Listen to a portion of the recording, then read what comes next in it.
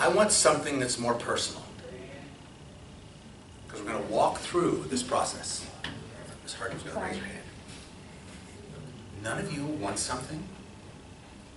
I like hockey and I want to go to the playoffs. I bought a couple tickets and I'm going to try to persuade my dad if we keep going further. And to go with you? And to go with you? Yes. Buy tickets and pay for the tickets. All right. This is a good one. Okay? And you're going to help Miss Cherry develop her argument for her dad. So we're going to call this Cherry to Hockey Match. You got the title, you got the presentation type, submit. Now as I go through this, D's, stay with me. This is going to help you get better results, but you have to be methodical on this in order for it to work for you. So, anytime you start, you want to think about developing a presentation. You always know two things.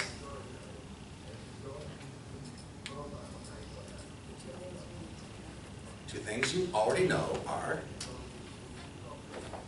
Your idea and who's listening. your idea and who you want to present it to, right? You always know that. Thank you, Ms. White.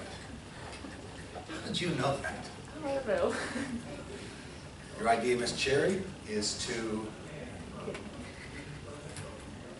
go with me to what game? The National Drivers Guide.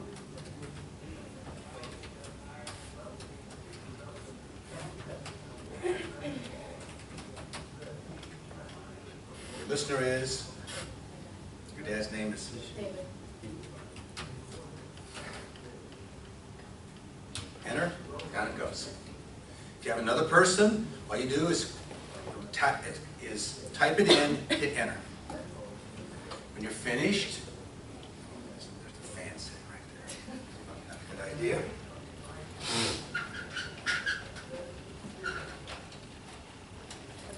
Then you hit next. This is not an aesthetically pleasing program. Gordon Ford College of Business and the Center for Professional Selling pooled $10,000 to get this written. We couldn't afford another $10,000 to make it pretty or make it an app. If someone would like to donate that, we'll pay it.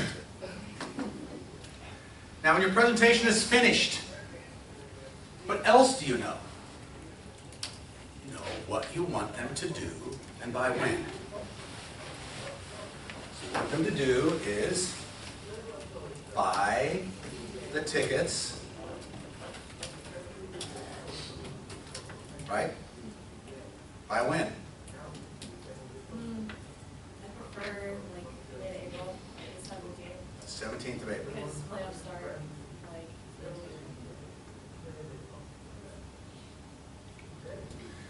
Now, the first question. What needs does your father have that will be fulfilled if he goes to the game with you? What needs in him, not you, but needs in him will be fulfilled? I don't know if this is Now, here's where you don't say no to any idea, you just put them all in. You're going to brainstorm. Maybe if he hasn't seen you in a long time, maybe that would be a good incentive for him to be like, oh, we spend time together. Haven't seen. Okay, what else? the need to be a good parent. Good. Good. Now, if that need is fulfilled, does it bring emotion to him? Okay, what else? Maybe he likes hockey. Now, if he likes hockey, he goes to a hockey game. He can go to a hockey game anytime he wants. The idea is to go with you, with his daughter. So what need's going to be fulfilled? Entertainment.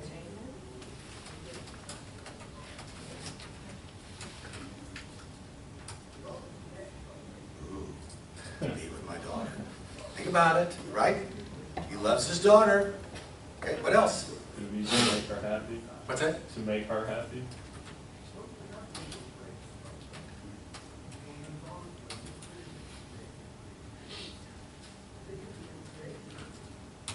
What else? Create memories. So where's the emotion in that? A need. And that's fulfilled. I guess to further the bond between us, like creating memories. Deepen. Deepen, yeah. I don't know.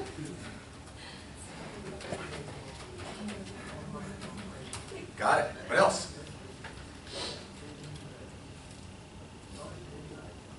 Compete with the other dads and have better relationships with their daughters. That's a little guilt, right? Guilt's really not a good motivator. It works sometimes, but it's not long-term. So the need is for me to be a great dad to my daughter. Okay, what else? Support a local sports team. That's not the need. Now the next question is, if those are the needs, what benefits will accrue to him if those needs are fulfilled by going to the hockey game and buying the tickets? What are the benefits to him, not you? The benefits to your dad. Quality time. Quality time, yeah. Glad to have your daughter. Have it. You know, I'm thinking here, the benefit will be of this, sometimes between needs and benefits, you have to go back and forth for a while. You have to try them on. It seems to me that deepening the relationship is the benefit that fulfills the need. So the benefit is probably to deepen my relationship. Let's try that one.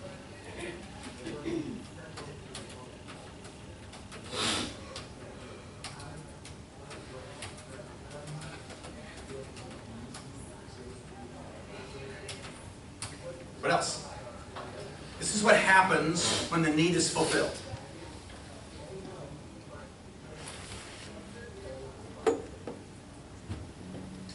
He likes hockey, so he would be getting to watch a hockey game. So he to watch a great,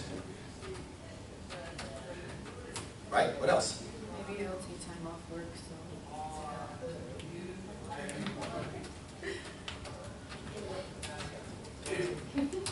Right? He goes up there, she won't have to go on a date with him. I won't have to waste my time with another guy. Is that a benefit to her dad? Oh, so if she's going out with a guy her dad doesn't like, then she'll have to spend the time with her dad. Right. That's a good We'll put that one down. You may not select it. She won't go out with her crummy boyfriend. What else? Benefits. Ms. Thomas. To him. This is where you have to dig.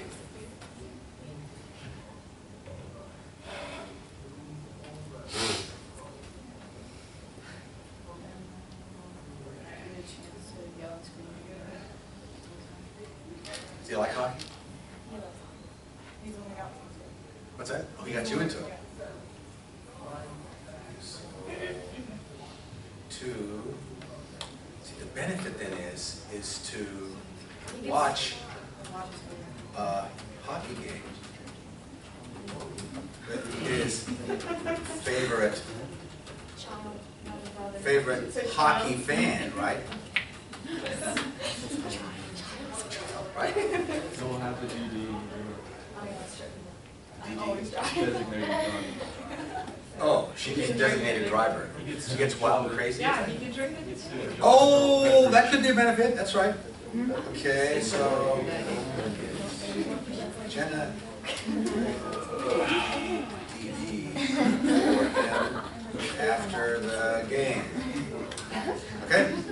Right, Well, has he ever been to a championship game before? Or? Yeah, in 2011, we went to the hospital, and that's why I didn't want to go again. So it's been a while. let's assume, for the benefit of our exercise, that we've got enough. Now, start with the needs. I want you to click on the need that will be most fulfilled in him if he goes to the game with you.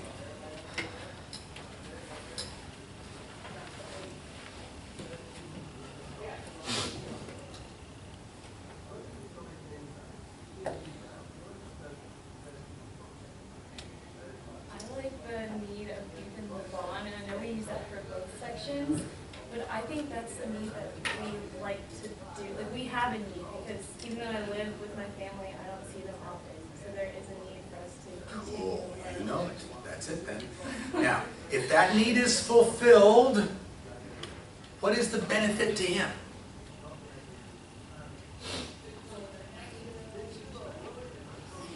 Yeah, that's the one I was going to choose. Watch a hockey game.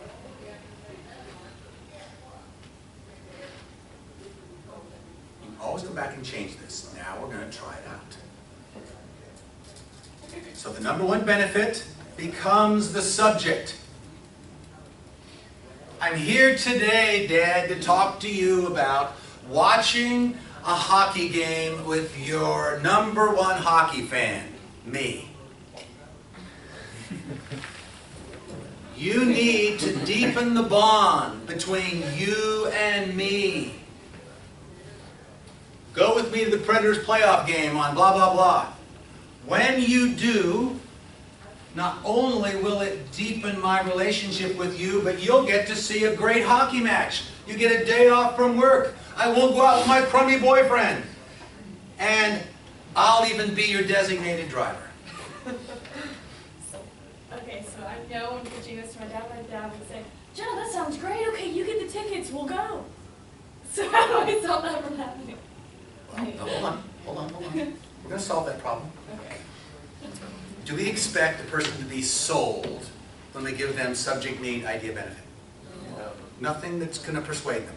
What have we done? We got their attention, we've said what we want to do, and we've said it's all about you. Once you've got this structured, now comes the hard work. D's, stay with me. Next.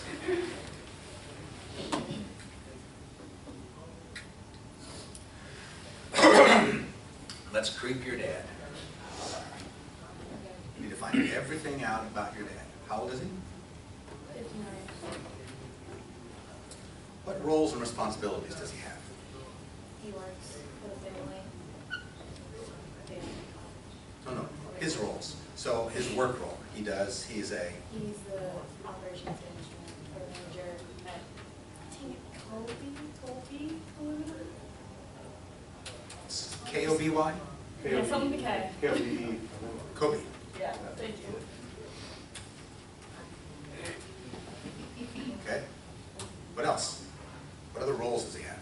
Father. He's Father. my father. How many children? 2. What else? A pet owner. Yeah. Yes. Pet owner. Oops. Yeah. Jet owner. Didn't know about that one. Of a... Black Lab, German Shepherd. Gizmo. What's his name? Gizmo. Gizmo. The Humane Society thing. And does your dad really like him? At first he hated him, but it's his favorite. Got it? What else? Roles and responsibilities. Husband, yeah. Megan, can you talk about my dad? Husband, 2, and your mom's name is? Debbie, D-E-B-B-Y. Got it? His brother. Yeah.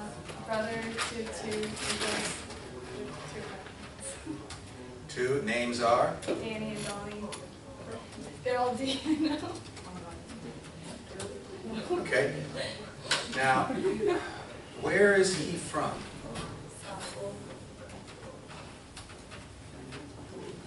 And where did he get his education? He came here. What hobbies does he have? Hockey. Going to hockey games. This is going to be a real tough persuasion, I can tell. This is going to be tough. Okay, hockey, what else? Did he play hockey? No. We, when we lived in Canada, like, his company gave us free tickets to go, and we got really into it. So we found competitors here.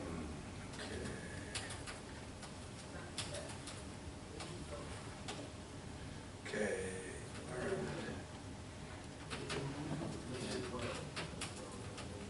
In Canada. Other hobbies? Watching TV with the family, playing cards with the family. We're not super exciting.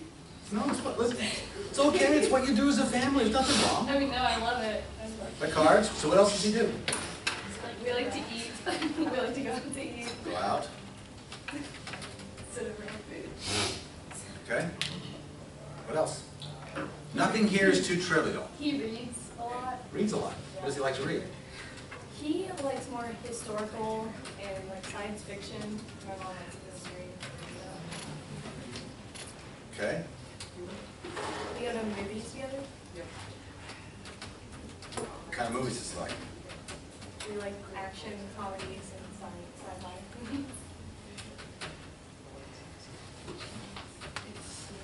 Okay? Now, if you Googled him, what would you find? You ever done it? He doesn't have social media. No social So, media? yeah, like he doesn't have, he has a LinkedIn. And you know, if you Google him, another guy pops up. What's his name? Glenn, Glenn. Yeah, we always get calls from someone here because they confuse him with a different guy, and they're like, "You owe us money." And we're like, "No." So we gotta keep going here. I don't know. What else do you know about your listener that will enable you to personalize your presentation? Don't interrupt him while he's watching sports.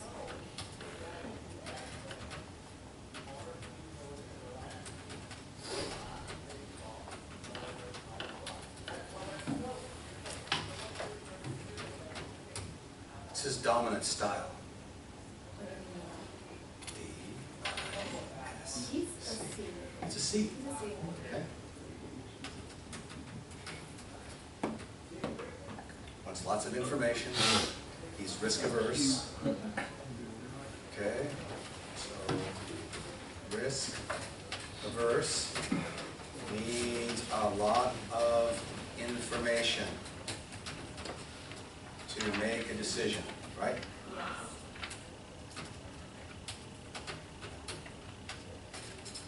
He is suspicious. Now, what this means is, when you try to persuade him, he's not persuaded by what you say, but what you show him and what you do. This is really important.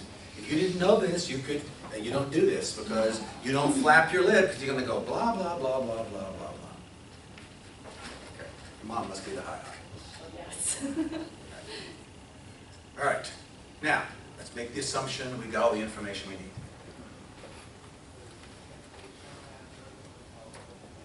Here's the information on the left, summarized. Now, list every problem you can think of why he'll say no.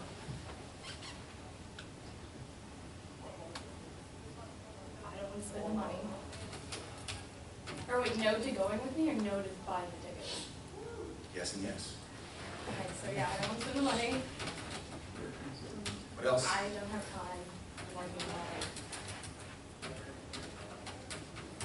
Okay. I can't take you because I'll have to take your brother and I want to spend the money on both of you.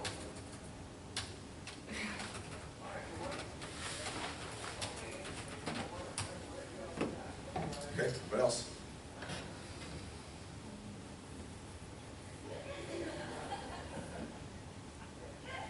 I don't dates aren't out there yet. He doesn't know like his schedule, like he's gonna work that day. Don't know.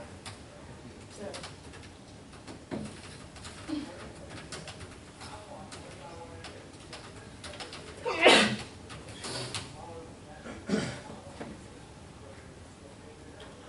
This is important. You want to identify every reason, every problem they're going to have with saying yes. You're going to see in a minute here why.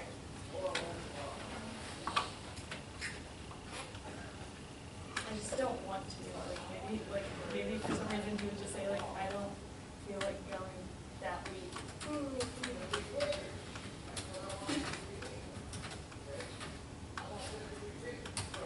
Let's make the assumption we got all the problems. Next. Now here is the hard work. You've got to come up with answers with irrefutable evidence that you can use because you know this is going to be the problem. So you either front run it, you either know what his objection is, and you put it into your presentation. So you take it off the table. Or you're ready when he asks you the question. Think about how confident you'll be, Ms. Craddock, when you walk in and you have all the questions, 80% of the questions already answered. How confident will you be?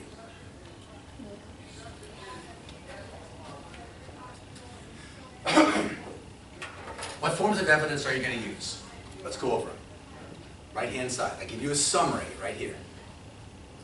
First, an analogy. Ms. Williams, what is an analogy? Comparing something to another thing. So you Go ahead.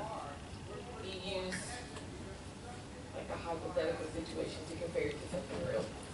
You use something that he understands, he knows about, to make a point. Why did you collect all the information about him, what he likes? So now in your brain goes, he watches movies, he loves hockey, he loves to play cards, he likes to go out and eat. You're going to come up with a powerful analogy to defeat, to circumvent an issue. It's a powerful piece of evidence, but you have to know a lot about the person in order to be able to do it effectively. You don't want to use the fullback of the Pittsburgh Steelers going up the middle if your dad's a ping pong fan, because he won't get the analogy. But if you say, Dad, imagine, you know, and he goes, oh yeah, you're right. If he gets it, the analogy carries the emotion.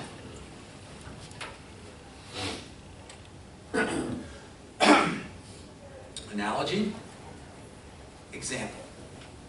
Example is a specific situation drawn from an example from your life or his life. Which one's more persuasive? His life. How about an experience? Either your experience or his experience. His, right? Means you have to dig. Does it better behoove your argument if you use an example or an experience from their life that also includes you? Not necessarily. Make the argument about you. Now, in this situation, it may be that an experience that the two of you have gone off together and we've done something, and remember what a great time we had, Dad, because it was just you and me, and not with my brother. I can say that. I don't mind if he comes too. Like, Not part of the deal. not part of the deal. Or some level of expertise. You know the roles your father's in, so you can think through what's he good at as a way to convey that you always know. When I made my presentation a couple Saturdays ago, and I was thinking about how to convey to the audience about the subject of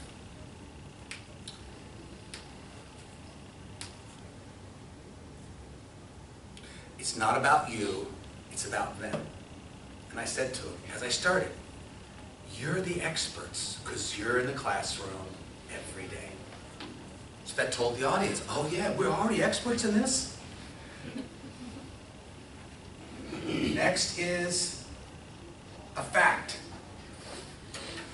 If you use a fact, cite a reference from a source that your listener will agree is a reputable source. And the fact must be true now. And last, a statistic. Statistics are way overused. They are rarely emotional. But if you have a statistic, 73% of fathers who take their daughters to hockey games live to be 100 years old. The other 23%, whatever it is, died an early death. Dad, it's the research right here. So let's go back. Use this as an example. I don't want to spend the money.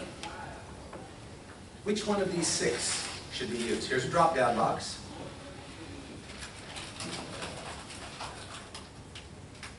I would probably do like a fact and say, well, they're only this amount compared to like this amount. Or don't start with price. What piece of evidence do you think will best persuade him that it's not about the money? It's worth the money. Well, then experience. Value analysis. I'll flash back to when we went in 2011 and say, well, I know we don't want to spend the money, but remember how great that experience was, Cool. and how we felt, and how crazy the city was.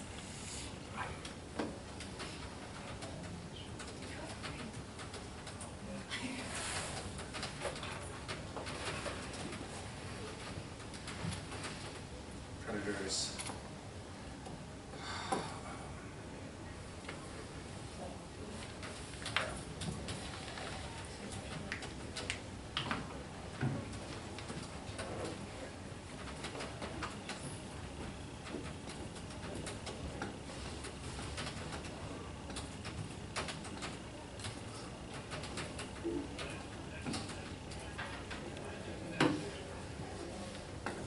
You know, it's like MasterCard, right? MasterCard's logo is?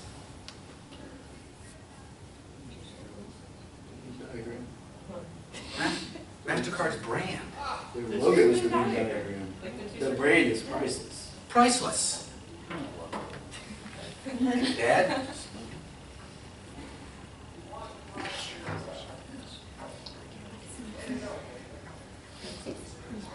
The cost?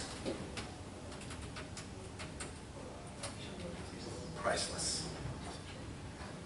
Number 1. Now, he doesn't have the time.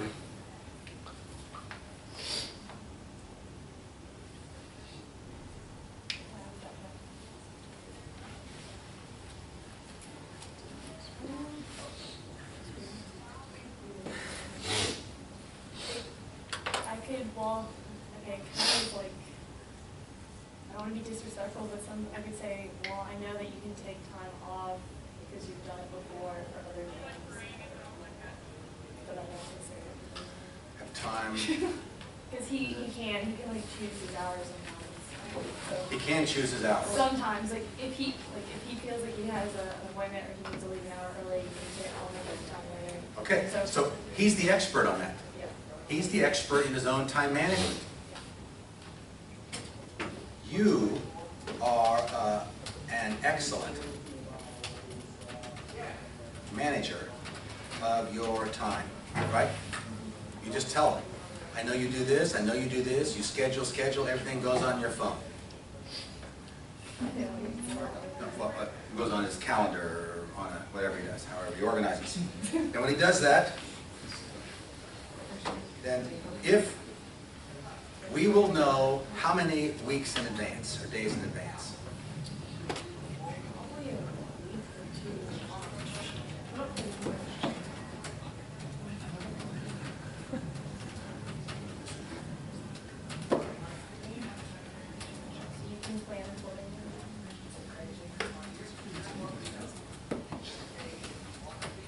You plan to be with me. At every point, what's the #1 benefit?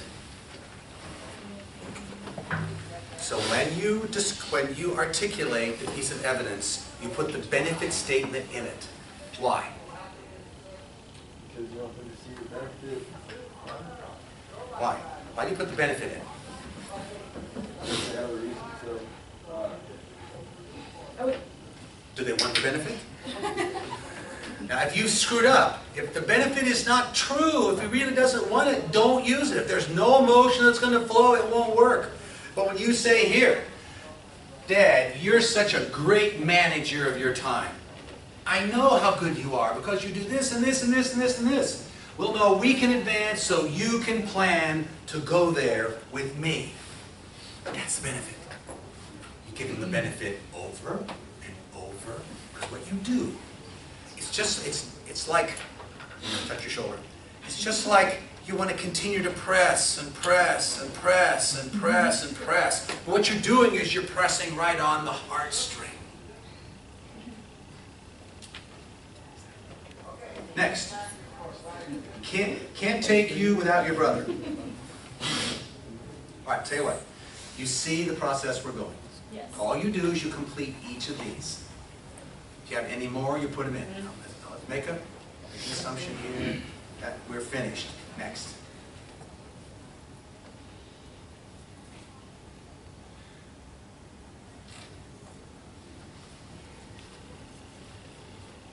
At the end, your conclusion is simply the need you identified plus the idea equals the benefits.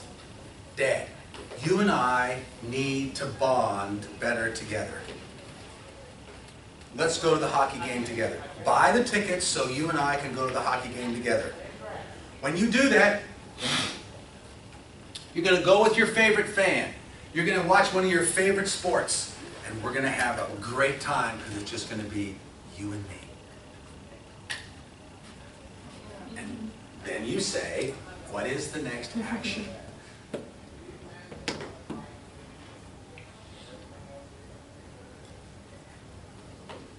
All right, here is your presentation. The next action is you want Dad to buy the tickets by 4/17/2015. Now you're finished. Now, let's bring it to life. Watch a hockey game with his favorite hockey fan. Now what you're going to do in every presentation, you've already started doing this with your chapter presentations. Now we deposit the images to represent the idea. Now I have some sample images